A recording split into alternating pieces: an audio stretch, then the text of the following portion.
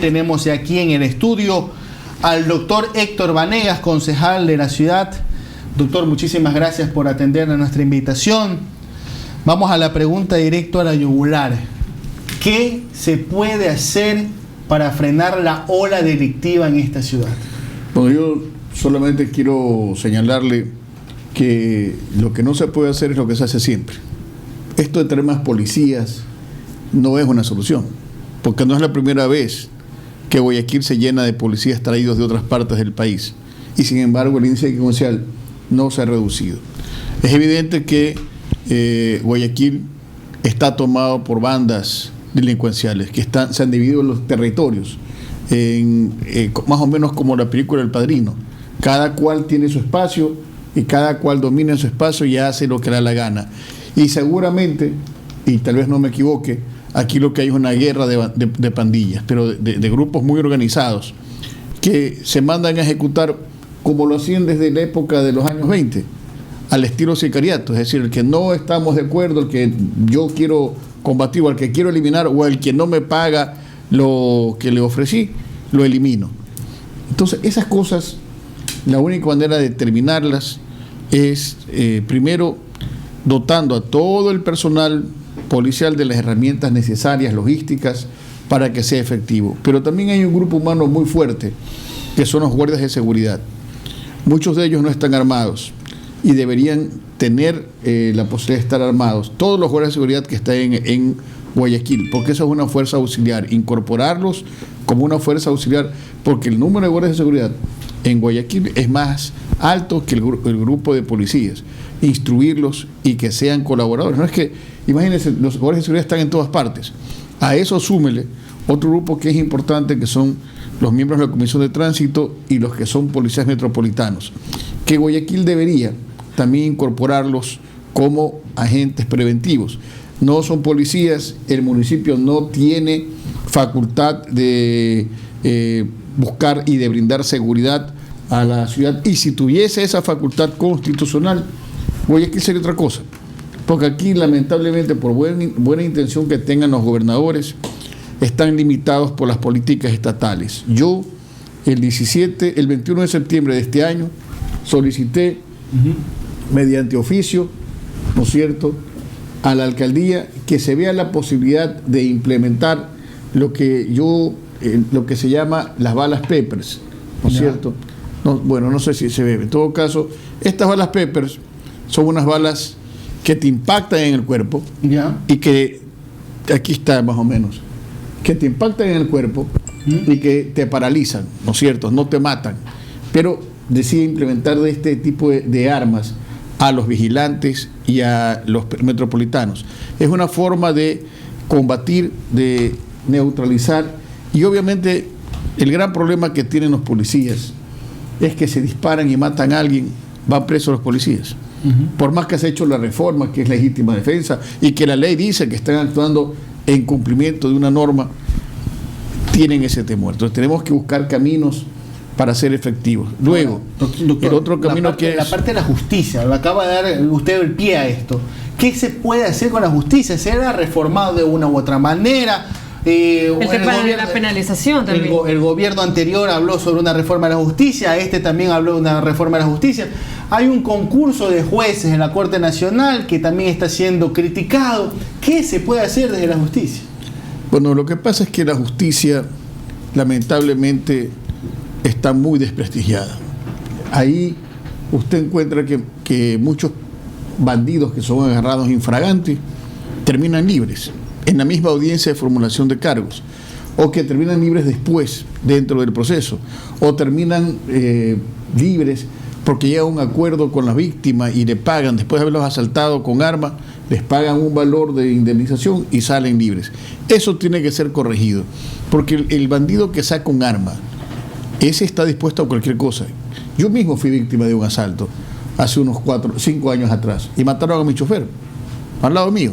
Yo estoy vivo de milagro, es decir, entre las tantas víctimas que ha tenido Guayaquil de los asaltos estoy yo, y soy un sobreviviente. Y en esa época, cuando llegó la policía después de media hora, me dijo, es que estábamos persiguiendo a esta banda que robaba por toda la Alborada, y si la estaban persiguiendo, ¿cómo es que no la detuvieron?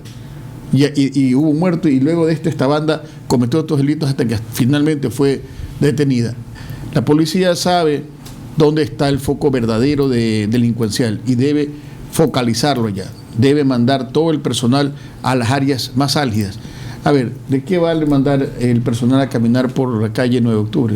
No sirve de nada, tienen que ir a atacar a donde se encuentran. Deben fomentar lo que se llama la compra de información, deben tener los recursos para poder hacerlo, como ocurre en los temas de narcotráfico, donde existen los mecanismos. Acá igual, tenemos que combatir la delincuencia, y estamos en vísperas de Navidad, y todas las encuestas y todas las tendencias te dicen que en vísperas de Navidad el delito crece incontrolablemente, porque la gente ha estado encerrada, porque la gente no tiene trabajo, porque la gente necesita. Ve, aquí se ha llegado al extremo incluso que traen extranjeros a trabajar en delincuencia y entran libremente al país.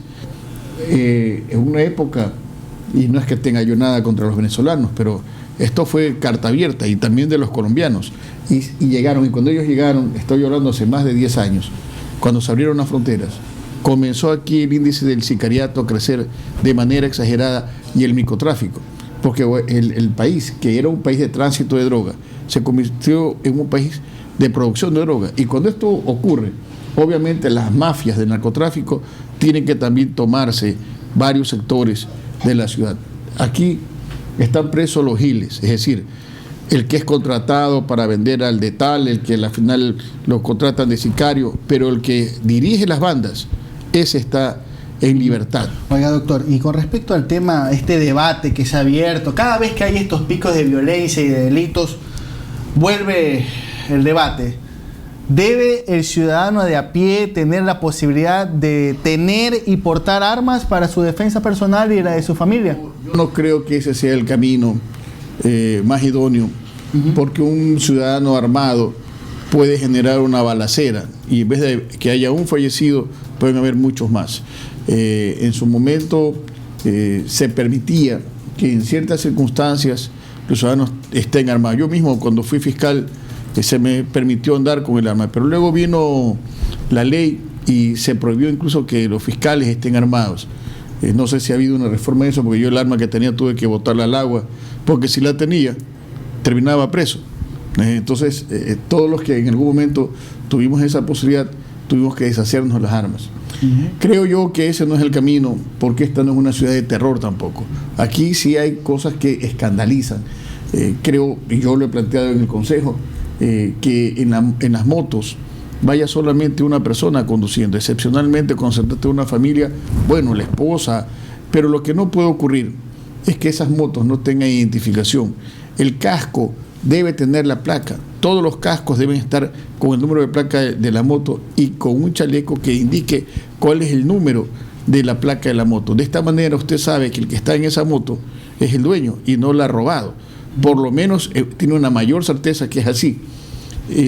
Ahora bien, el sicariato no solamente se hace en la moto. Ahora también recurren a los vehículos, están más organizados, y los grupos delincuenciales son extremadamente peligrosos y hacen de todo: asaltan, roban, matan, ya no tienen ningún límite. Imagínense la muerte de del periodista Oña, porque se resistió a que se lleven un celular, le pegaron un balazo. O sea, estamos llegando a los extremos más terribles, y eso no puede ser. Eso tiene que combatirse con toda la fuerza de la ley, hacer lo que en otros países se conoce como el derecho penal del enemigo, cercar todas las leyes de tal manera que el bandido que caiga preso no tenga medio de respiración para poder salir con alguna argucia legal. El derecho penal del enemigo se aplicó en el gobierno alemán hace muchos años atrás y tuvo muchos resultados. Doctor, tengo una pregunta. El 27 justamente de noviembre, una pareja fue detenida por robo en un asadero. Se llegó a un tema de conciliación tras el pago de $500 y disculpas públicas para no repetir este tipo de actos. ¿Qué criterio merece? Bueno, es lo que yo le decía. Eso es una cosa de locos, porque cuando se hace un asalto a mano armada, ya el delito es agravado. Pero además tiene una agravante no constitutiva, que es la pandilla. Son dos personas. Entonces tenía la pena máxima ¿no es cierto? Creo que son 6 años. Y tenía que subirle la tercera parte de 8 años. ¿Y usted cree que una pena de esta envergadura se puede simplificar únicamente con una disculpa? Y el resto de la gente, si esta gente que usted hace esto, mañana vuelve a robar. Por supuesto. Y genera también una duda terrible y además una sospecha en la actuación de los jueces. Oiga, doctor, pero a ver, este caso en específico ocurrió en la ciudad de Quito, pero tuvo un gran impacto en el país. Pero yo me pregunto, ¿qué podía hacer el juez si la propia víctima llega a un acuerdo con los delincuentes? ¿Qué puede hacer? Negar.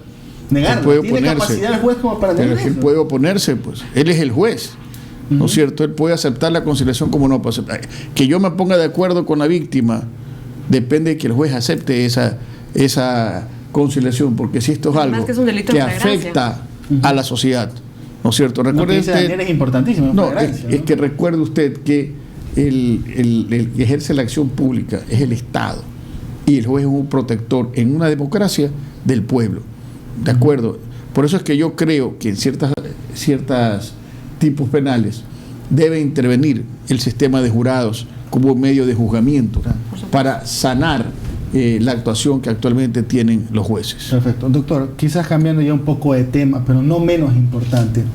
Usted, más allá de concejal, usted como profesional del derecho, estaba junto con las familias de las personas que todavía no podían recuperar los cuerpos de personas que habían fallecido durante la pandemia. ¿Cómo va ese caso, doctor? A ver, por eso no lo he hecho como profesional, lo he hecho como concejal. Ya, okay. Como concejal, durante la pandemia, cuando veía yo que las familias reclamaban que no aparecían los cadáveres, me preocupé de llamar a todos los que pude y reuní 150 familias. Ya. Imagínense el número, 150 familias que no encontraban a su pariente fallecido. El gobierno sostenía que estaban equivocados, que era mentira, que estaban locos, que no revisaban bien la pantalla donde estaban los nichos y todo, claro, de todos los fallecidos. Pero luego de 4 meses de estar preguntando, aparecieron 5 contenedores llenos de muertos inidentificados. Por lo tanto, lo que decían estas familias no era ninguna locura. Estos cadáveres no identificados, además, ya no podían ser reconocidos a través de huellas digitales. Hubo entonces que hacer un sistema antropológico para poder identificar qué es esto, por la ropa que tenían puesto el día que murieron, porque eran patuchos, eran gordos, pero como estaban tan descompuestos, llegó un número que ya no pudieron. Actualmente hay 62 cadáveres todavía sin identificar, pero se descubrió que de los 150 que yo tenía, los números que estaban en esos contenedores eran mucho más altos, porque eran más de 300 los cadáveres desaparecidos. Incluso apareció en un hospital 50 cadáveres más, en la morgue.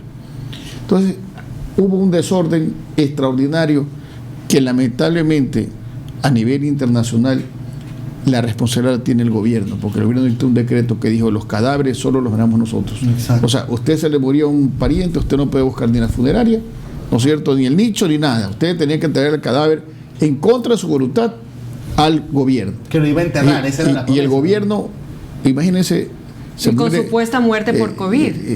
El gobierno se lleva su cadáver, ¿no es cierto?, de su tío, de su papá, y no se lo devuelve hasta el día de hoy, que han pasado 8 meses.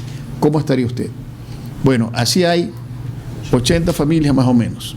Sí, pero ¿cómo 80 familias? Yo represento a 7 de ese grupo, a 7, porque los otros ya hemos logrado identificar.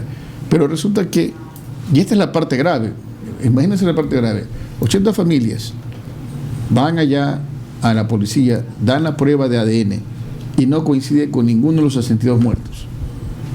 ¿De acuerdo? Me dice, oiga, pero ¿cómo van a ser 80 si son 62? Porque algunos los incineraron. Entonces, ¿qué ocurre? Que han cogido cadáveres y los han puesto en nichos equivocados. Y hay mucha gente que está velando o que va cada semana a un nicho con un muerto con el suyo. Ahora, ¿cómo saber dónde están enterrados?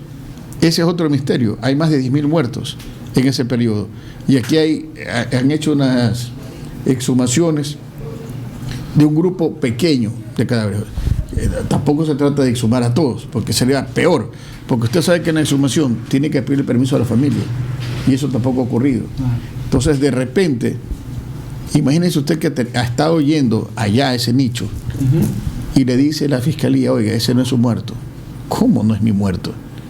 Váyalo a buscar entre los 62 que están aquí. Entonces, ese drama solo pasa en esta ciudad, ¿de acuerdo? Y esto es un tema tan grave que en algún momento el Estado tendrá que indemnizar a cada familia. Y nosotros ya hemos presentado a nivel internacional los reclamos, y cuando eso venga, va a ser durísimo para quien ejerció la presidencia de la República y los ministerios de salud y los hospitales. Pero lo más grave, y se lo voy a decir, si hay reconocimiento de que efectivamente se extrajeron los cadáveres, si sabemos los nombres de los directores de hospitales, los gerentes, si sabemos los camilleros, si sabemos quién estuvo en personal de criminalística llevando los cadáveres, yo le pregunto, ¿por qué no hay un preso? Claro. ¿Por qué no hay un detenido? Es decir, si usted me dice, oiga, la inseguridad es tan grave en Guayaquil y hay tantos asaltos, esto que le estoy contando no pasa ni en época de guerra. Es decir, es un tema de vergüenza. Yo también he pedido que el municipio se integre, no es su responsabilidad, pero que ayude con asistencia psicológica. El municipio ha colaborado dando los nichos, ha colaborado dando los ataúdes, lo que puede hacer, pero es que el gobierno tiene una pasividad que a veces asusta. Así en todo. Así es, doctor. Bueno, total responsabilidad del Estado ecuatoriano. Lo que pase con estas familias y sus cadáveres, porque tal y como lo dice el doctor Vanegas, y lo digo por experiencia propia, el Estado dijo, usted no puede ir a retirar el cuerpo, nosotros nos encargamos de enterrarlo. Es total responsabilidad del Estado ecuatoriano. Doctor Vanegas, muchísimas gracias